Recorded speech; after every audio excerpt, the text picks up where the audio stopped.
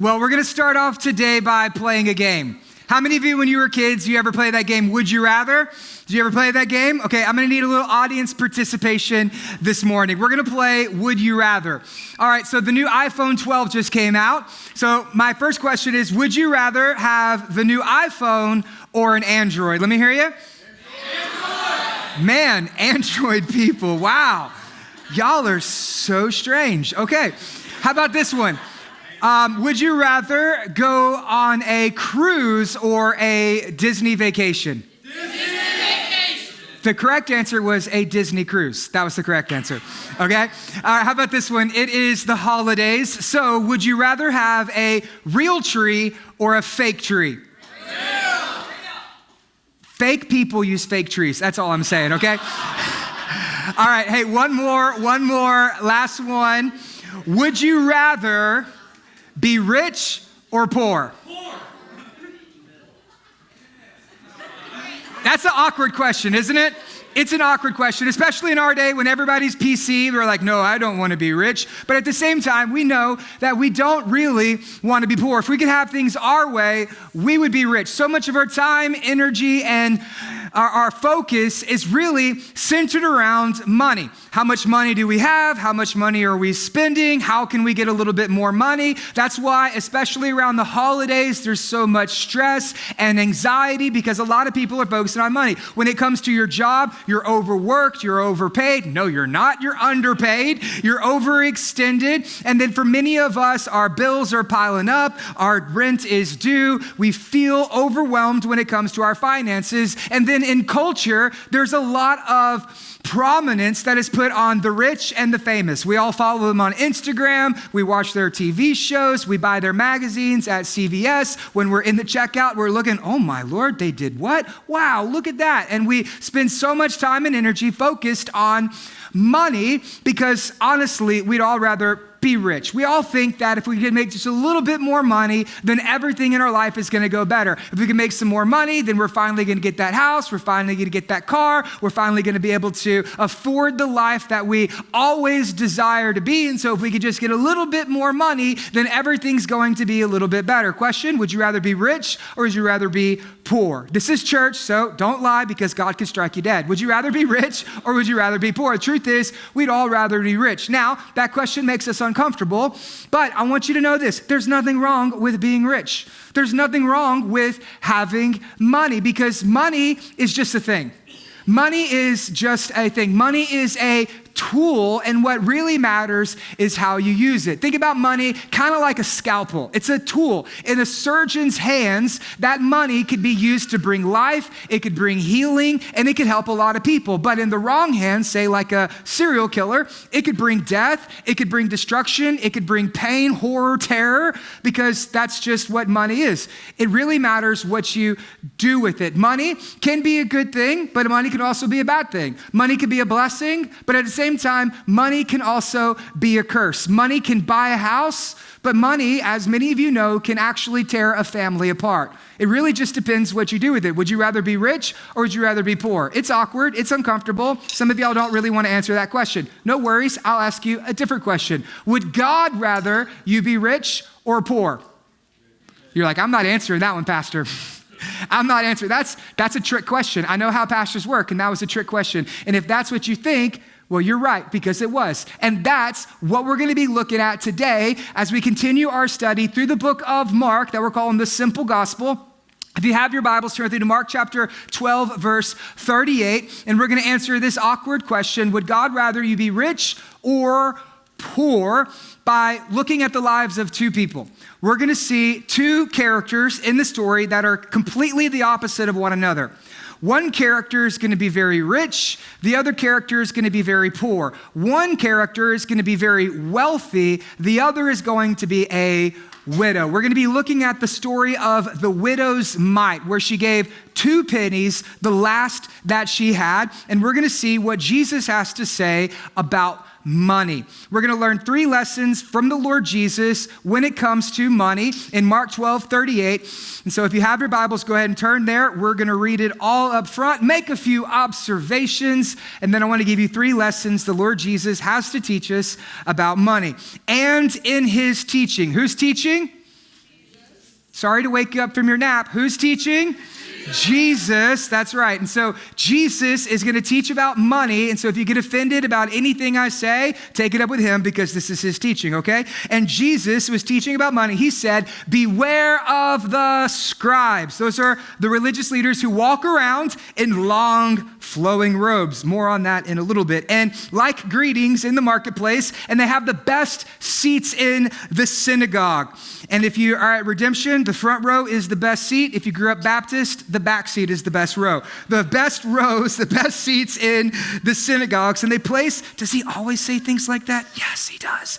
Is he going to get better? No, it's going to get worse. And places of honor at the feast, and devour widows' houses. And for pretense, they make long prayers. They will receive greater condemnation. So your uncle who prayed for 5 minutes over Thanksgiving dinner, greater condemnation. Verse 41, and he said, sat down at the opposite of the treasury, and he watched people putting in their money in the offering box. Let me just go ahead and pause there. I don't know how you read the Bible, but I read this and I think, Jesus, that was rude.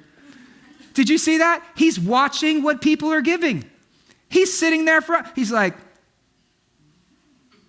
Amber, I saw that. He's like, oh, Adrian, you think that's funny? I saw that too. Oh, you put in, oh, how much? Oh, okay. So Jesus is watching what people are giving, right? If I did that, y'all would be like, we need to have a board meeting. Pastor Byron's watching everybody's offering. Okay, he's just, nope. But that's what Jesus does. How rude of Jesus, but Jesus is still watching what you're giving. And he sat down opposite of the treasury and watched the people putting in their money in the offering box. Many rich people put in large sums, and a poor widow came and put in 2 small copper coins, which make a penny. And he called his disciples to himself and said, truly I say to you, this poor widow has put in more into the offering than all of other offerings, for they all contributed out of their abundance, but she out of her poverty put in everything that she had, all that she had to live on. Now, in this story, we meet 2 characters that are the opposite of one another. The first that we meet is the rich. The second we meet is a widow who is in poverty. One is the religious leaders. Now, over the last several weeks, we've become very familiar with the religious leaders because we're in a part of Mark that is known as the 5 temple controversies. It is the last week of the life of Jesus. This story takes place on a Wednesday. He is going to be murdered on a Friday, and the week begins with Jesus cleansing the temple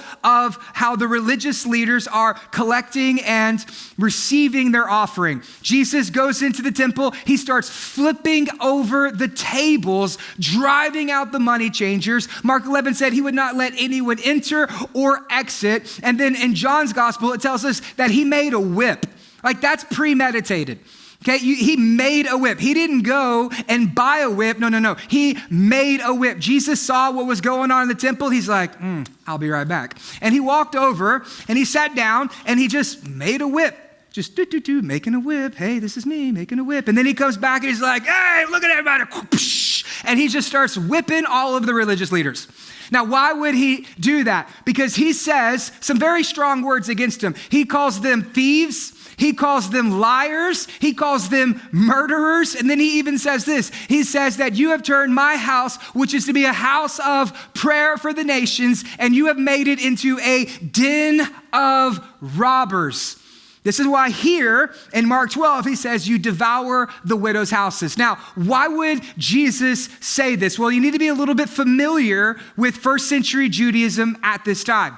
See, in the Old Testament, God said that his people every year would need to journey to Jerusalem, go to the temple, and perform sacrifices as a remembrance of how God delivered them from Egypt in a thing that was known as the Passover, where literally God passed over all of the slaves of Egypt, and anyone who had the blood of a lamb over their doorpost would be passed over, their life would be spared, and then God delivered his people from slavery and bondage in Egypt, and God never wanted them to forget that he was the one who delivers them, he was the one who rescues them, he was the one to save them, and so every year they had to commemorate Passover by going to Jerusalem during the Holy Week, and they would have to go to the temple and perform their sacrifices. Well, over a period of about 100 years, religious leaders realized they could make a lot of money off of this. So they built a whole system, kind of like a pyramid scheme or a Ponzi scam, where the poorest people would have to come in and they would have to pay, and then it would go up the ladder, and guess who was sitting at the top of the pyramid? It was, cha-ching, the religious leaders. Here's how it would work in their day. They did not accept Roman money. You couldn't use Roman money because it had Caesar's face, and to them that was considered idolatry. We studied that a few weeks ago. And so you had to use what is called the temple shekel. Now, the problem with that is it is not a dollar for dollar exchange rate. No, most commentators would say that it was a 1 to 16 times the average going rate. So how many of you ever been to Chuck E. Cheese? You ever been to Chuck E. Cheese? Okay, your money is no good at Chuck E. Cheese, right? You have to exchange your money at Chuck E. Cheese if you want to play the games. You have to use Chucky Bucks or whatever they're called, right? And so it's the same principle. If you want to get into the temple, you had to use temple money. If you wanted to pay your tithes, you had to pay them in temple money. If you wanted to buy your sacrifice, you had to pay it in temple money. But $1 for you is not $1 in the temple. $1 for you is $16 for the religious leaders. So let's say you have been saving all year and you want to pay your tithe, and your tithe happened to be $1,000. Well, guess how much your tithe is going to be now? $16,000. Let's say you want to make a sacrifice on behalf of your family so that your sins can be forgiven. Say you buy a lamb, it costs you $100. No. That lamb now costs $1,600. Let's say you want to meet with a priest so that way you can pray. Typically, you wouldn't even have to pay for it, but because you're in the temple and you're meeting with their priest, you need to pay $10. But no. It's not $10. It's going to be $160 because if you want to pray, you got to pay. And if you want your sins to be forgiven, well, then you got to pay up, or else God doesn't love you and God's not going to forgive your sins. You see how crooked and wicked this is? And who's making all the money? It's the religious leaders. And business is good. Josephus, the early church historian, he actually said that during this time on Passover, there would be 500,000 sacrifices performed in a single day. You're looking at millions of dollars going right into the hands of the religious leaders. They're very rich and they're very wealthy. They were for-profit prophets who were making a profit off of the pain of the people while they're lining their pockets. That's the religious leaders. But for the religious leaders, they were also the most famous people in Israel. Like little boys, when they're growing up today, they want to be rock stars or athletes or have a YouTube channel. I don't know what kids want these days, but those days, if you were a Jewish boy, you wanted to grow up to become a religious leader. Because the religious leaders, they were rich, they were successful, they were powerful, they were prominent, they were the top of the class, they were the who's who, and they were the wealthiest people in the land. They were basically like the Jeff Bezos, the Bill Gates, the Donald Trumps. That's who they were. They were the richest people in the land, and everybody admired them. But then you have another woman, and she's a widow. She's the poorest of the poor. She's the lowest of the low. She would actually be an outcast. She would be rejected, dejected, and marginalized because she didn't have a family to be able to take care of her. She didn't have a husband who would provide for her. She had no one. She was all alone, and she had 2 copper coins, which equaled a penny. In fact, that's what it says right here. That word there is the Greek word lepta, which means a sliver. She basically had a sliver of a coin. That's all. She didn't have a coin. She had 2 slivers of a coin, and that's all that she had, and she gave it all. That's why Jesus says, look at all of those rich people putting their offering in the offering plate. They gave out of their abundance, but she gave out of her poverty. They gave what they had. She gave all that she had. And then Jesus sets up the story with 2 people, rich or poor. So my original question was, would you rather be rich or would you rather be poor? Now, when it comes to reading the Bible, here's what I want you to understand. You're the rich. You're like, but I don't feel very rich. No, you're the rich. When it comes to the Bible, and as the Bible speaks on poverty and the poor, I want you to understand something, that we are the rich. Typically, we would read this and we would identify with the widow woman. We say, that's me, I'm the widow woman. I don't want to be one of those religious leaders. They're all nasty. And I know what Pastor Byron says about religious people, that religion takes a good thing, turns it into a bad thing because religion ruins everything. I've listened to the sermon called Jesus Hates Religion. And I even went on the podcast and listened to the latest sermon called Jesus Still Hates Religion. I know that it's not good for me to be religious, so I don't want to be the religious leaders. No, I'm going to be the widow. That's who I am. I am the widow. Ask my landlord because I can't pay it, all right? I am the widow. Well, that really just betrays an American mindset. That really just shows us that we have a very Western worldview when it comes to money, because when the Bible speaks about the rich, truth be told, the Bible is actually talking about us because we are the rich. Okay, I want you to put aside all of the class warfare. I want you to put aside all of the propaganda and rhetoric when it comes to money and all of the debate on socialism and capitalism. And what I want you to understand is that our worldview of money is not the way that the Bible presents our finances. Because for us, wealth is comparative.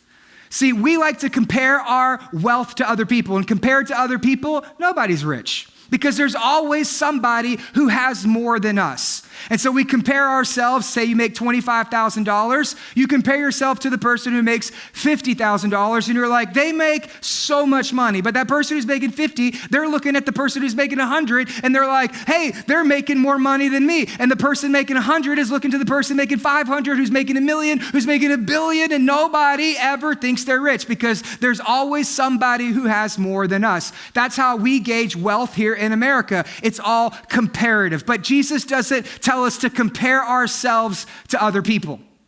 No, he says that we need to love our neighbors. He doesn't say compare yourself to your neighbor in their 2-car garage with their brand new cars and their 3.5 kids and their picket fence. He doesn't say compare yourself to their neighbor. He says love your neighbor. And who's your neighbor? Everyone. Not just the person who lives across the street, but the person who lives across town. And not just the person who lives in your city. Your neighbor is everyone, even people in other countries and in other nations. Did you know that the average person in the world lives on $2 a day? Compared to them, you're the rich.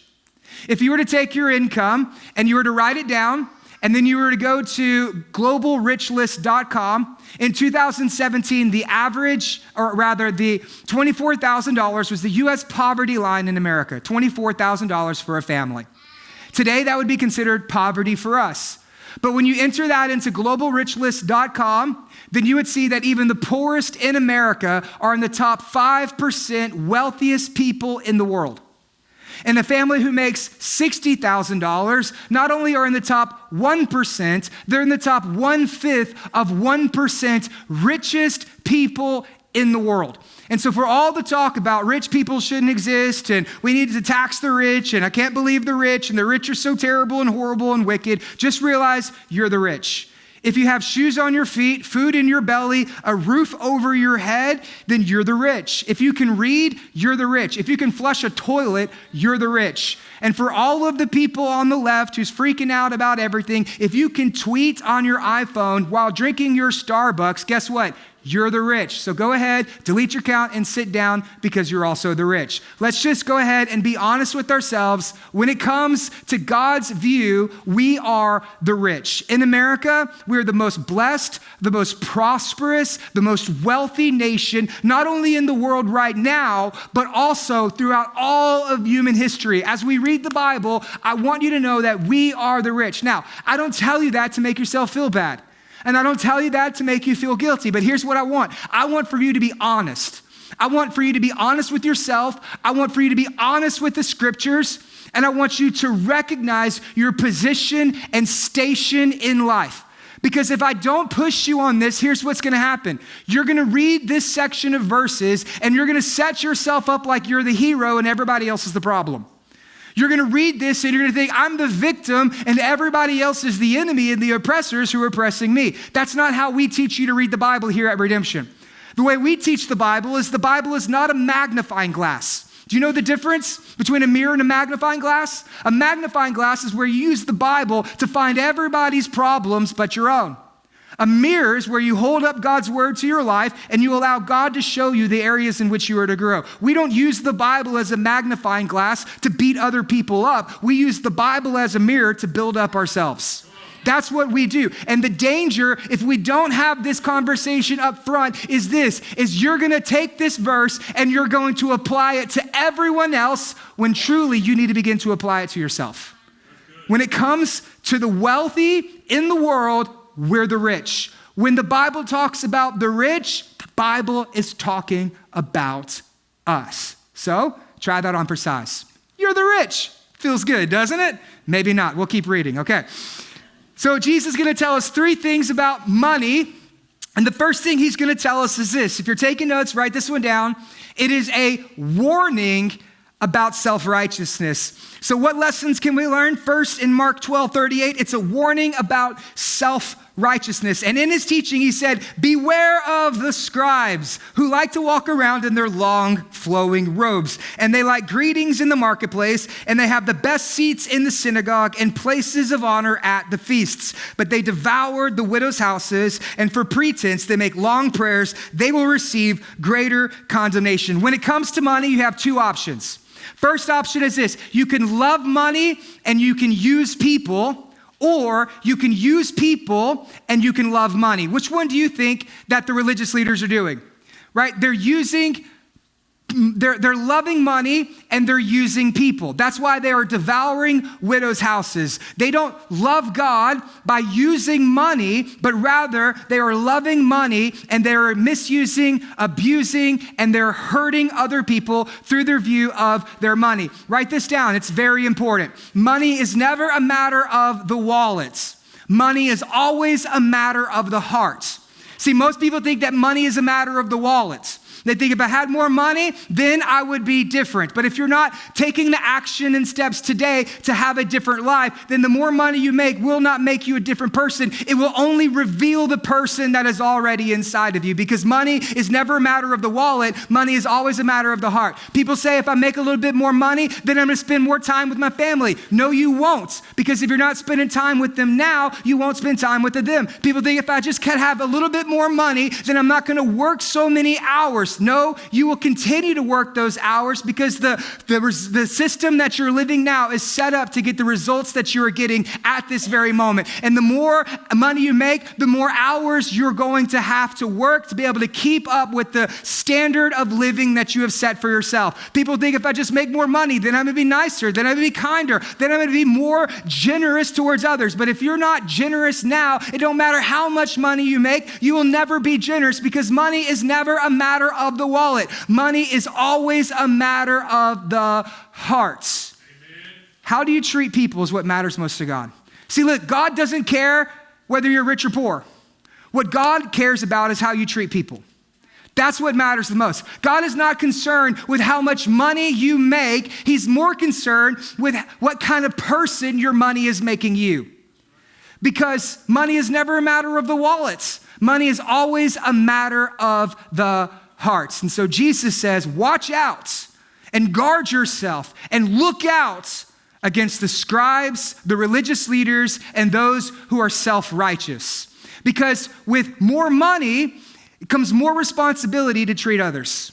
With more money comes more opportunity to misuse and abuse others. It really just depends what you do with it. So here's 6 characteristics that Jesus gives us to be on guard, to be alert, and to watch out for when it comes to our finances and self-righteousness. The first one is this: conspicuous consumption. He says they like to walk around in long flowing robes. Now, here in Southeast Texas, we probably don't got a lot of dudes who like to walk around in long flowing robes, amen?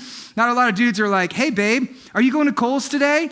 I'd really like to get me one of those long flowing robes, right? Not a lot of dudes in Southeast Texas, maybe in Austin, but not in Southeast Texas. Want to wear those long, but here's the thing. It's really about dressing to impress. That's what it is. It's presenting yourself with a persona so that way other people think you are different than what you really are. That some people like to be seen for what they wear and not truly seen for who they are. This is what sociologists call conspicuous consumption. It's where you buy something not for the functionality of the product, but for the identity that it produces. You are presenting yourself and positioning yourself by projecting an image that is actually not true. So maybe your thing isn't clothes. Maybe it is. But maybe it's the car you drive. Maybe it's the house that you live in. Maybe it's the neighborhood that you raise your kids in. Maybe it's the school that you send your kids to. Maybe it's your social media platform. Maybe it's how many followers you have on Instagram. Maybe it's that watch. A great example would be a watch.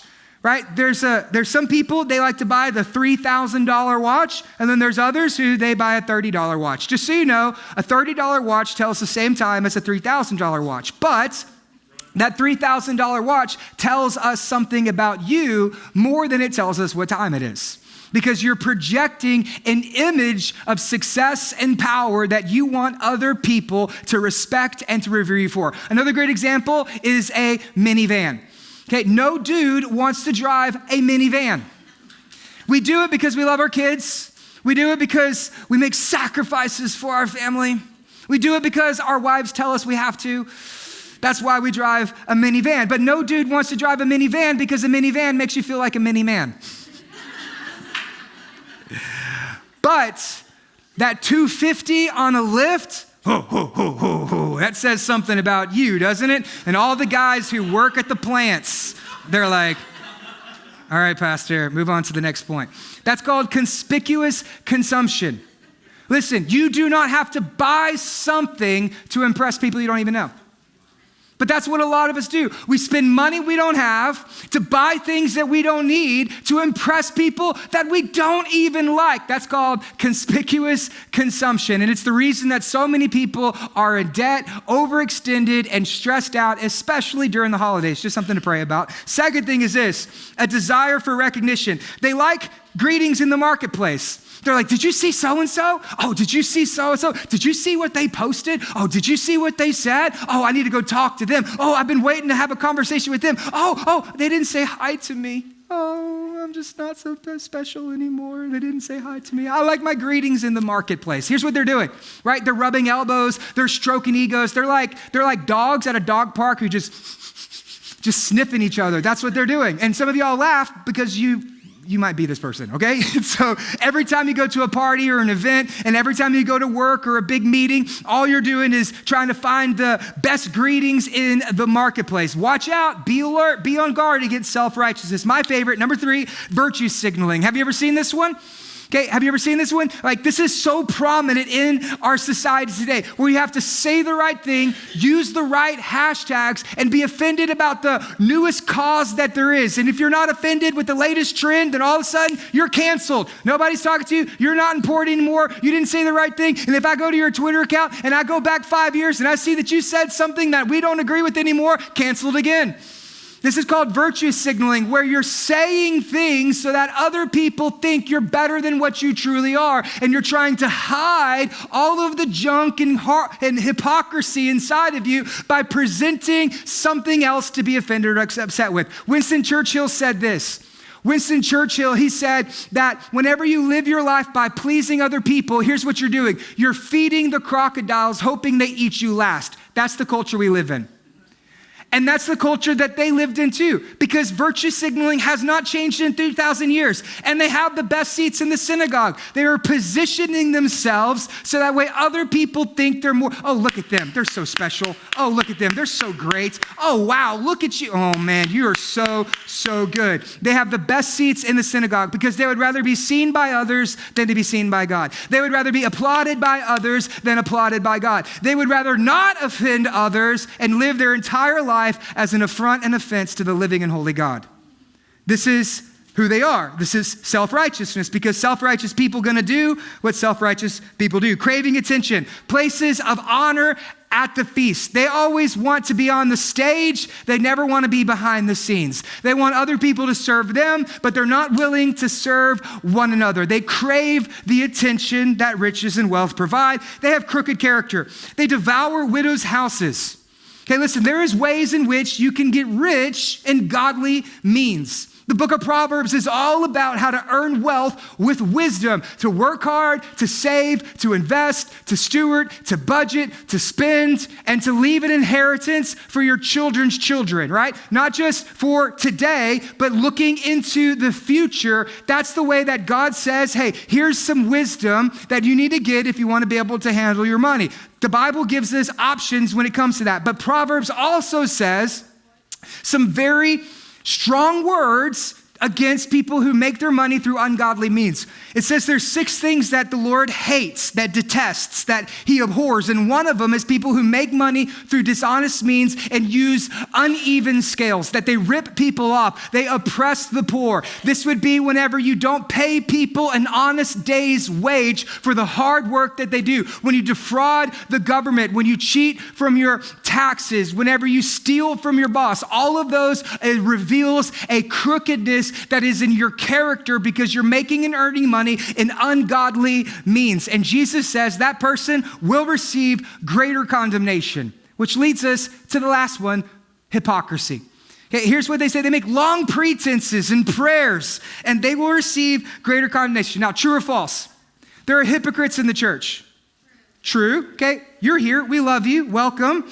Okay, there are hypocrites in the church, but the church isn't the only place that hypocrites love to hide. They love to hide in professional sports. They love to hide in Hollywood. They love to hide in big tech. They love to hide in politics. So here's what I'm going to do. I'm going to go on a little rant for a moment because I have a microphone and you don't. But I am sick of politicians who are out of touch with reality.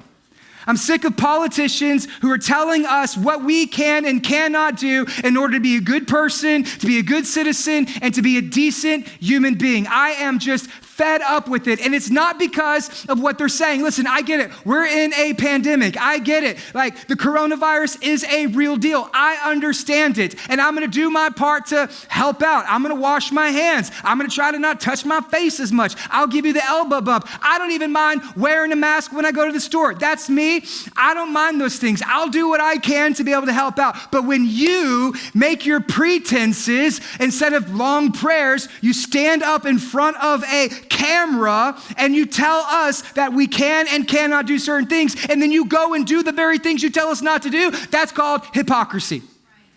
When you say, oh, it's not safe for you to go to church, but people can go to strip clubs, that's called hypocrisy. Do you think a strip club is more sanitary than a church? Come on, like, they're slipping dollar bills. We're trying to take communion. There's a big difference there, all right? But we're not taking communion. They shouldn't be able to go to a strip club. I'm just saying, it's not fair.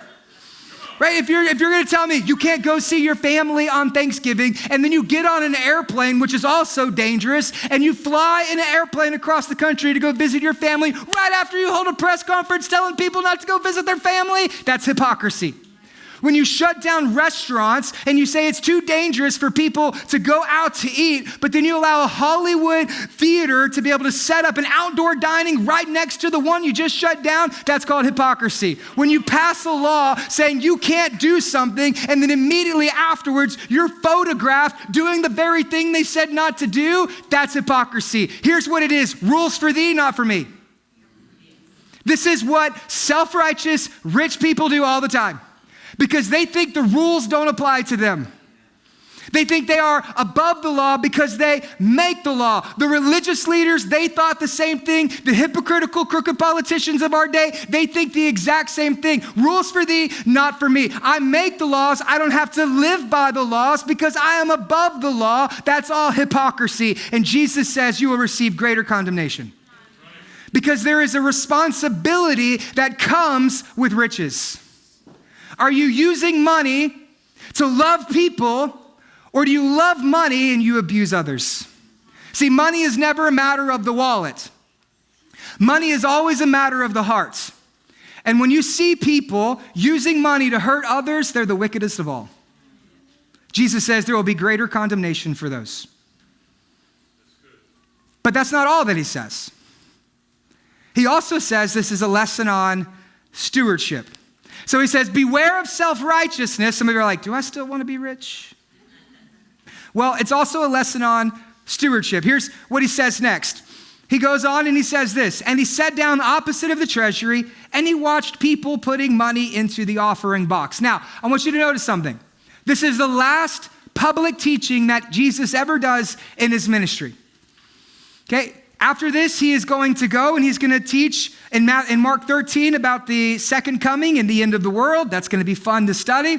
Mark 14 starts his arrest and his crucifixion as well. Jesus for 3 years has been preaching and teaching, and in the temple, he's already been preaching all day on this day. And the very last message that Jesus ever teaches is over money. One of the things that we hate talking about as a church. But Jesus don't mind talking about it. And some people wonder, why does the church have to talk about money? Why does the church talk about money? Okay, we talk about money because, well, the Bible talks about money. Some people are like, shouldn't Jesus teach a sermon over prayer? Shouldn't Jesus teach us how to love one another? Isn't that the most important thing, right? I mean, why doesn't Jesus teach us how to have faith? Well, Jesus already did those things in Mark chapter 11. In this message series that we've been in, Mark has shown us that Jesus taught over faith, Jesus taught over prayer, and Jesus has already said, love the Lord your God with all your heart, soul, mind, and strength, and love your neighbor as yourself. We've already covered those things. And now Jesus here is going to talk about money. Why would Jesus talk about money? Well, here's what I think. I think he does it because he knows that the best way for you to grow in your faith is when you learn to trust God with your finances. Amen. One of the best ways for you to grow in your faith is by learning to trust God with your finances. Because the truth is, if you can trust God with your finances, you can learn to trust God with anything. Because the best way to grow in your faith is by trusting the Lord with your finances. Listen, here's how he says it here. He says, he sat down opposite of the treasury and watched the people put money into the offering box. Many rich people put in large sums, and a poor widow came, and she put in 2 small copper coins, the lepta, which equals about a penny. And he called the disciples to himself and said, truly, truly, I say to you, this poor widow has put in more than those who are contributing to the offering box. Why? For they all contributed out of their abundance, but she gave out of her poverty. They put in what they had, but she gave all that she had to live on. Now, I don't know if you noticed this, but there's 2 things going on in this section. Number 1, Jesus is counting the offering. See, y'all thought Doug counted the offering. No. Jesus, he's the one who's counting the offering. And Jesus not only sees what you give, he also sees what you keep. Jesus is the one who is counting the offering. Our deacons, they just put it in the bookkeeping software that we use. But Jesus, the one who's keeping records, he's the one who rewards and measures what it is that not only do we give, but also what we keep. And this could be very exciting for some of you. Some of you are like, Jesus knows what I give. Woohoo, yeah! How do you like that, Jesus? And other people are like, oh, yeah, that's not very good. I thought he didn't see that. No, he sees it. He sees all. So number 1, Jesus is counting the offering. But number 2, he calls the disciples to himself. This is what I think is very fascinating. Because he goes to the disciples and says, hey, I want you to come see this. Come look. And there's a big commotion. People are giving their offerings, they're bringing it in, and they're making their giving, and they're dropping it in the offering box. And one thing we can understand about the way the offering boxes were then, they weren't little black boxes on the wall, and they didn't pass the plate. They were actually set up. There was 13 of them, and they were what is known as trumpets. They were brass boxes that were more shaped like a trumpet, where there was a small opening in the top, and then it went down at the base of it, looked like a trumpet as well. So there was 13 of them, and it was made out of brass, and they didn't have paper dollars or online giving. So what they would do is they would put their coins in there, and you would hear them tink, tink, tink, tink, tink on the bottom of the brass box. And so they're putting it in, and it's a big spectacle and show. People are coming in, and they're like, here's this coin, bing, bing, bing, bing, bing. And they're just taking their water gallon jug they've been saving all year, and and they're just bringing that in here, and they're just like, tick, tick, tick, tick, tick, tick, tick, tick, tick, tick, just pouring it all in, right? And this is going on all day long, and Jesus stops and says, hey, come here, I want to show you something. Look at all these people giving. And they're like, wow, look at them. Wow, did you see how much they gave? Oh, check that out. Oh, look at him in his long flowing robe, right? And so they're watching all these people give. And she says, no, don't look at that. That's not what I'm talking about. Look over there. Well, I don't see it. I know you wouldn't see it if you weren't paying attention. But there's that widow over there. Did you see her? Did you see what she gave? No, I couldn't hear it. It didn't make a noise. It didn't make a difference. But Jesus saw it and he says, it was 2 pennies. It was 2 coins. It was 2 leptas. It was 2 slivers of a coin. And that's what they gave. And that's the giving that caught God's attention. And he said, that's what I want to teach you about. That's what I want to tell you. I want to tell you a lesson over stewardship. And he uses this to be able to teach his disciples because Jesus understands something that many of us don't understand, is that good stewardship is essential to good discipleship. If you're taking notes, I want you to write that down. Good stewardship is essential to good discipleship. We talk about money in the church because the Bible talks about money. The Bible talks about faith and love about 500 times. The Bible talks about prayer about 800 times. But the Bible talks about money 3,000 times from Genesis to Revelation. We talk about money because not only does the Bible talk about it, but Jesus talks about it. 1 out of every 4 verses is in sermons that Jesus preaches is over the subject of money. 1 out of 7 verses in the Gospel of Luke is over money. So if I were to preach like Jesus, then every first Sunday of the month, we would have next steps, and then we would preach about money. How many of you are going to be looking forward to those Sundays every single month? We're just be coming here, start talking about, no, we don't do it because people in the church get offended. They say, oh, the pastor just wants to talk about money. Oh, the church. This is only my 3rd sermon over money all year. Okay, so if you wanted me to teach like Jesus, I am falling way short of the standard that God has set for us. And so we don't talk about it because people get offended. Now, let me just go ahead and say this. I have never met a generous person who's offended over the giving sermon. Because people who know how to tithe, well, they trust God. They don't get offended because they know that they can't outgive God and that God has continually made up for it even on the back end. And so generous people, they know the joy of generosity. People who give, they know that it works. People who give, they get inspired to give even more. I've never met a generous person who's got offended at the giving sermon. It's normally the people who their heart's in the wrong place, who get offended over the giving sermon because they don't understand that the stewardship is essential to our discipleship. They don't grasp those things. They think it's the church's job to teach me about how do I have a better marriage. But then when the pastor hands out budget sheets, they're like, that's not spiritual. But you don't realize this, that if you had a budget, you'd probably have a better marriage. People say, oh, my mental health. The church needs to do more for mental health. But don't talk about my spending habits. But what you fail to recognize is there's a direct correlation between your spending habits and your mental health. We say, the church should teach us how to pray and how to fast. But God forbid the pastor tell me I need to pray about how much fast food I eat. You're like, but it's Chick-fil-A. Listen, some of y'all paying y'all's tithes to Chick-fil-A, okay? Like, it don't matter if they're the Lord's calories. You cannot afford to eat there 4 times a week. I'm telling you the truth. Don't be tied into Chick-fil-A thinking that it's going to make everything better. No, it might taste better, but you're still going to be just as broke as you were before. You got to understand that spiritual gifts are incredibly important. And we want the pastor to teach us how to discover our spiritual gifts. But did you know that giving is actually a spiritual gift? And if I'm not teaching you how to budget, save, steward, and give generously, then I'm robbing you of your spiritual gifts. That giving and stewardship is a spiritual discipline, the same importance of prayer and fasting and Bible reading. And if I don't teach you how to give, I'm not teaching you to develop your spiritual disciplines, and I'm not teaching you how to discover your spiritual gifts, because good stewardship is essential to good discipleship. So much so that Jesus thought it was vital to be the last lesson he teaches his disciples. Listen, how did you learn how to serve? This works in every area of our life. How did you learn how to serve? By watching other people serving. How did you learn how to pray? By getting around people who know how to pray. So wouldn't it also make sense that you would learn how to give by getting around people who know how to give? This is why Heart for the House is so incredibly important for us, because you're getting to see how other people give. You want to know that you're not giving alone, that your giving is not on by itself, that there are other people who are giving generously, who are investing in the kingdom of God through the local church. And when you gave your gift, you probably had no clue that there would be $47,000 on top of that other people were going to give. And didn't that motivate you? Didn't that inspire you? Didn't that fire you up a little bit to know that there's a generosity in this church? Amen. That's a credible thing, because good stewardship is essential to good discipleship.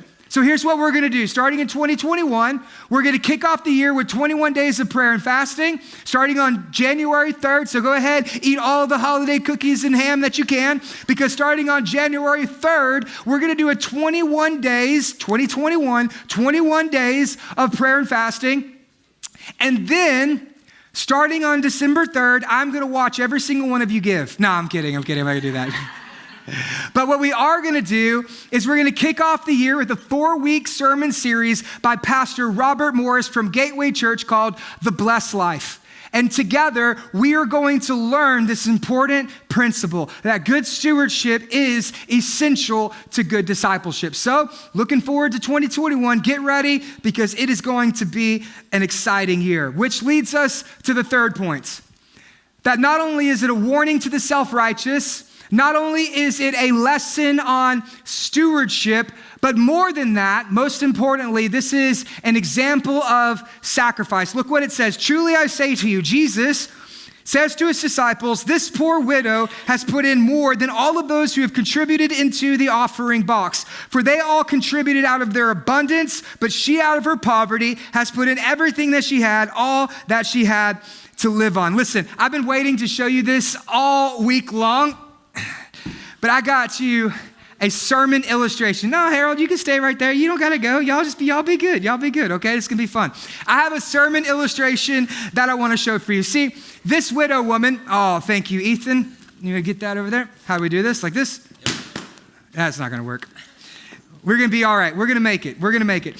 So when it comes to giving, some of you guys feel like your giving is that of the widow, that it's not going to make a difference in the grand scheme of things, because there were other people who put in more in the offering box than the widow. There were some people, they put in large sums, but the giving that caught God's attention was the 2 coins that she gave. That's what he mattered. And so some of you, you feel like when it comes to your giving, like it's not going to be that big of a deal. You're like, oh, well, my tithe is only $50 this week. And in the grand scheme of things, it's not going to make a big difference. Or you think, well, I only have $20. Or maybe my tithe is $300 for the month. And then I can use that in other ways and other means. But there's other people who probably make more money. They're going to be able to give better than me. So I'm just not going to give anyway. I want you to understand something. That whenever you give, God sees it, God recognizes it, and God rewards it. So let me give you an illustration about how this works. First, I'll bring this over here. Oh, give me a hand with this. Spin this thing around. Oh, come on. Everybody give an applaud for my boy, Ethan. Everybody give Ethan an applaud. Oh, they don't like you very much, Ethan. That's a bad applause. Did you hear that applause? That was... I only like some of them. I don't know. There we go. All right. Let's set this bad boy right here. Okay. There we go. We already got a splash. Oh, y'all act like a bunch of cats. Y'all scared about water. You know, only dogs go to heaven. Cats, they go somewhere else, all right? We studied that in Jesus in Heaven. It was a few weeks ago. It was a good sermon. All right, so when it comes to your giving, this is probably how the widow felt. Everybody else is given what they had, and she comes in, and she gives her offering, and her offering was like this, right? So in the grand scheme of things, it probably wasn't much. It was 2 pennies. 2 pennies ain't going to pay for the temple. 2 pennies ain't going to buy a sacrifice. 2 pennies ain't going to line the priest's pocket. 2 pennies ain't going to do nothing. It's 2 pennies. You can't even buy a stick of gum for 2 pennies. But she comes in and she, in faith, she gives her 2 pennies. And here's probably what happened. That didn't make big of a difference, did it?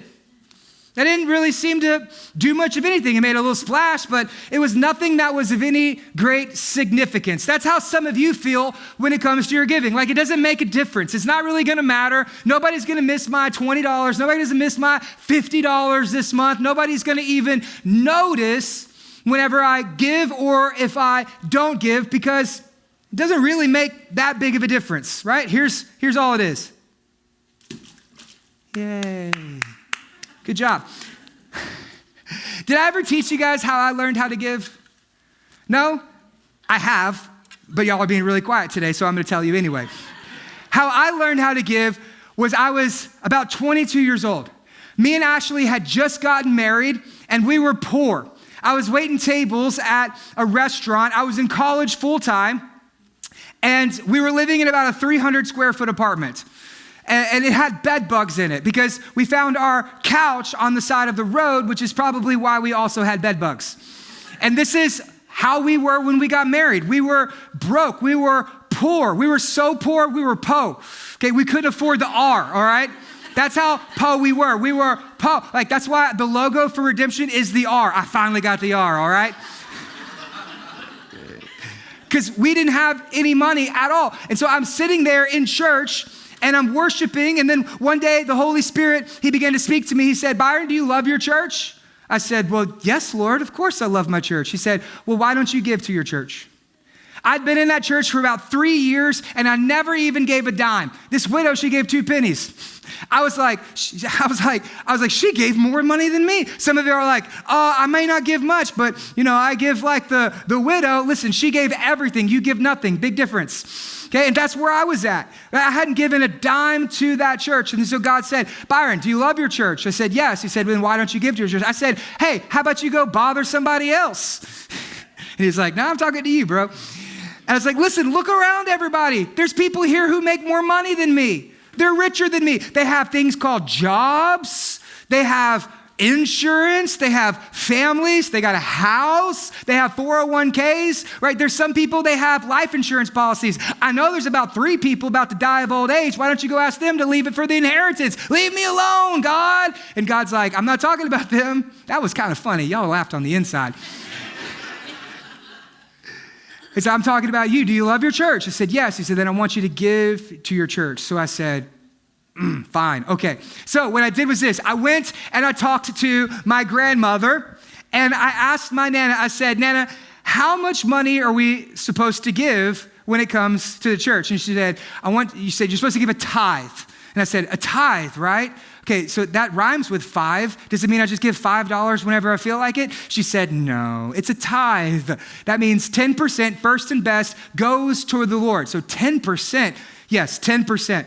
And I thought, 10% is a lot, right? I can't trust God with 10% of my money. At the time, I was making like $300 a week. So my tithe would have been like $30. And I didn't have enough faith to even trust God with $30. So I was like, I can't do that. So here's what I'm going to do. I instead am going to give whatever I make at my Saturday morning first cut lunch shift. Now, for those of you who work in the restaurant industry, you know if you're first cut on Saturday, basically all you do is show up and roll silverware. That's it.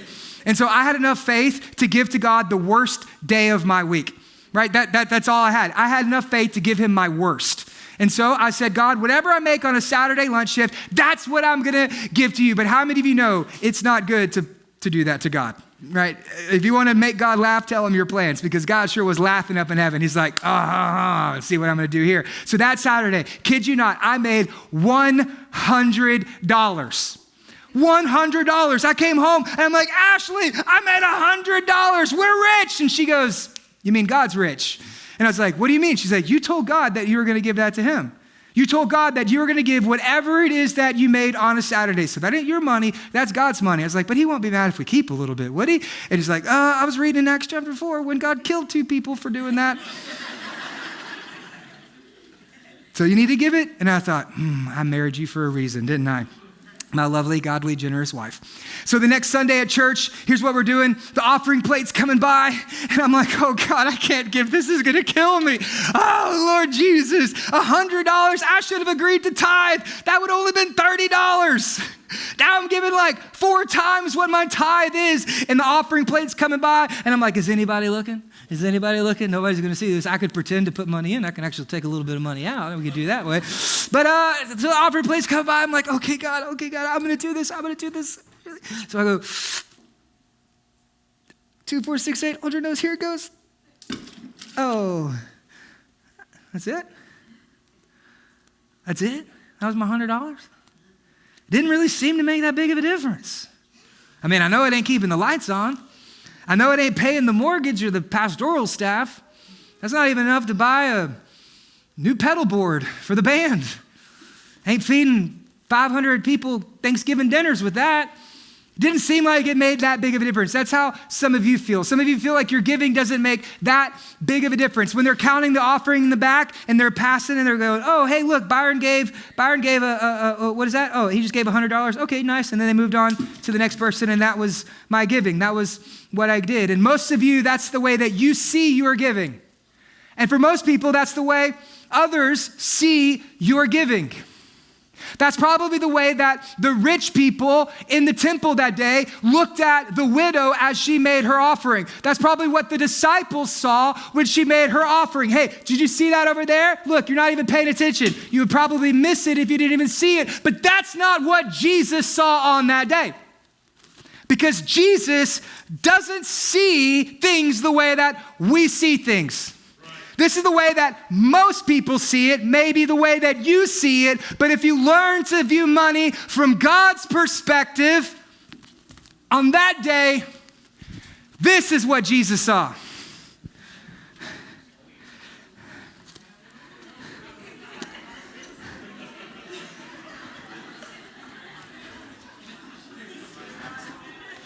Some of y'all getting baptized early today. This is what Jesus saw. Oh, come on. Do you know why? Because God does not measure your giving based upon the size, but based on the sacrifice.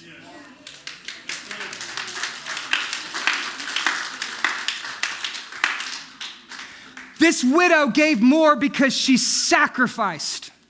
Some of you, as you give, you are sacrificially giving. Some people give what they have, but there's others who trust God with all that they have. There are some people who may give more in size, but not by sacrifice. And there are some people who give little, but according to God, they give way much more than anybody else, because God does not measure your giving based upon the size of the offering, but the sacrifice it took for you to give it. God does not measure your giving based upon the size, but based upon your sacrifice. God sees what you give.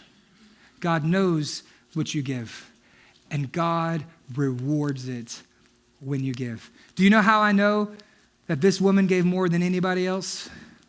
Because we're still talking about it 2,000 years later. That this widow woman, she gave 2 slivers of a penny. And yet it has inspired a tidal wave of generosity for 2,000 years. People like you who give sacrificially because of her example of sacrifice. People like you who believe that God is doing great work in the world through the church. And you give sacrificially because she set a testimony and an example of what giving is supposed to look like for Christians. You know, this woman right now, she's in heaven, but she has not yet stood before the great white throne judgment of God where God gives away his rewards. So she's in heaven right now, and probably she don't know that Jesus was even watching her that day in the temple. She might not even know that we're talking about her today. She don't even know that people know that she gave 2 pennies. And that's going to be a great day when she stands before the Lord and says, here's your reward. You might have been the poorest woman on earth, but because of those 2 pennies, you are now the richest woman in heaven. God does not measure your giving based upon the size of the offering, but by the sacrifice that you give. So would you rather be rich or poor? It's not the right question. Here's what matters most. The heart behind why you give. That's what matters the most.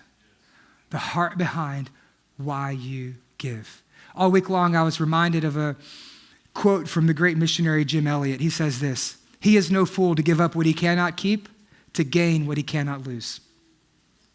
What Jesus teaches about money for many people is foolishness. We want to be rich. We want to be successful. We want the house, the car. We want the life. We want the Instagram followers. We want the prestige. We want the honor. We want the respect. And then Jesus says, give to the Lord your all. And for some people, that might seem foolish. For some people, the way that me and my wife, the way that we manage our money, many people think that's foolish. For the widow who gave her last 2 pennies, people say that's foolishness. But where man sees foolishness, God sees faith. So the question is not, would you rather be rich or poor? The question is, will you be found faithful?